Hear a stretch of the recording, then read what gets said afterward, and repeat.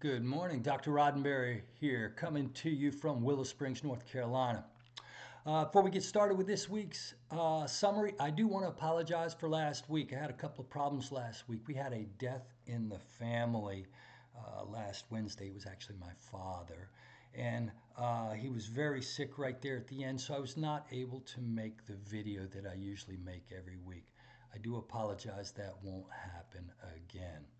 The second problem with last week was the exams. I had the exams scheduled for week 5, but I put the due date at the beginning of the week 5, which was today, rather than the end of week 5, which is next week. I actually did that for exam 1 and exam 2. So I've fixed the problem, I've changed the announcements, and that will not happen again. I do apologize to anybody who was disrupted. This week's exam is online. It's not proctored. You don't have to go to a testing center or use any special software. It's simply online and timed. If you have any questions, don't hesitate to send me a text and we can sort out any problem you have. The exam will be available Friday morning at 6 a.m. It'll be due next Monday, at 11:59 p.m. All right. Well, without further ado, let's talk about Chapter 5. Hopefully from Chapter 4, after watching the video, You Hallucinate Your Reality, you are beginning to question whether or not your perception of reality is really as accurate as you think. In the webinar last week, I showed you some attention demonstrations that showed you that you are not aware of everything that's happening in your environment. And by giving you tasks in your mind, I can focus your attention and cause you to be blind to other aspects of your environment. That's the mystery of consciousness. Chapter 5, Sensation and Perception, is more of the same thing, where you're going to learn the difference between sensation and perception. Now, information comes into your brain through your sense organs, your eyes, your ears, your tongue, your nose, your sensory neurons in your hand, and this information is transduced from physical energy into patterns of action potentials, nerve impulses, transduction. That's then transferred to the part of the brain whose job it is to register that sensory system. So for example, in your eyes, your visual cortex is in the back of your brain. And these patterns of neural impulses are perceived by your brain. And then that's called sensation. And then the third part is what we call perception. And these patterns of impulses, over your life's experience, you begin to understand what these patterns of nerve impulses are, and that process is called perception.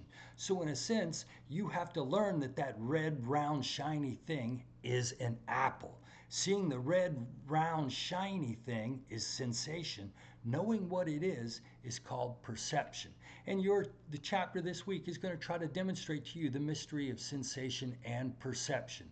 Be sure to look at the Gestalt vision cues, the depth perception cues, and the information about color constancy to see how your brain changes and interprets the patterns of signals that it receives to come to your final understanding of what it is you're looking at.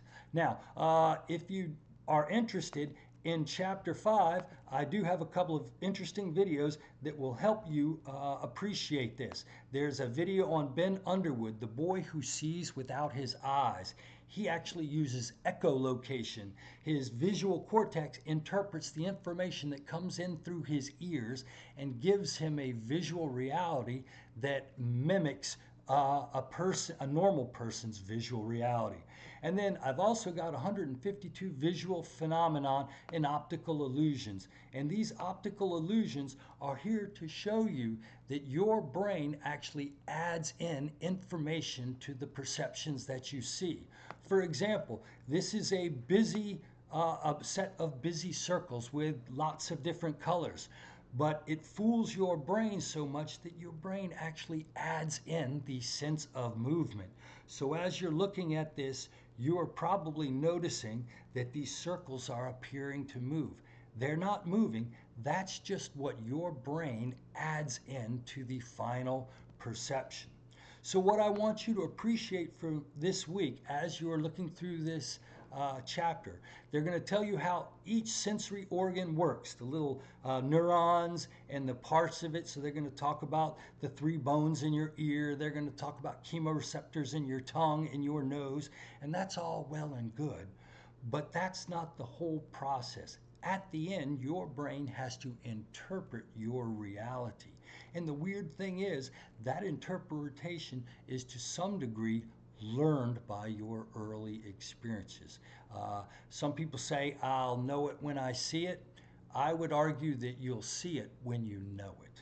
And so hopefully you'll enjoy this week's chapter, learning all about the sense organs and how human beings turn the external world into a viable reality that exists in our sensory reality that exists in our brain.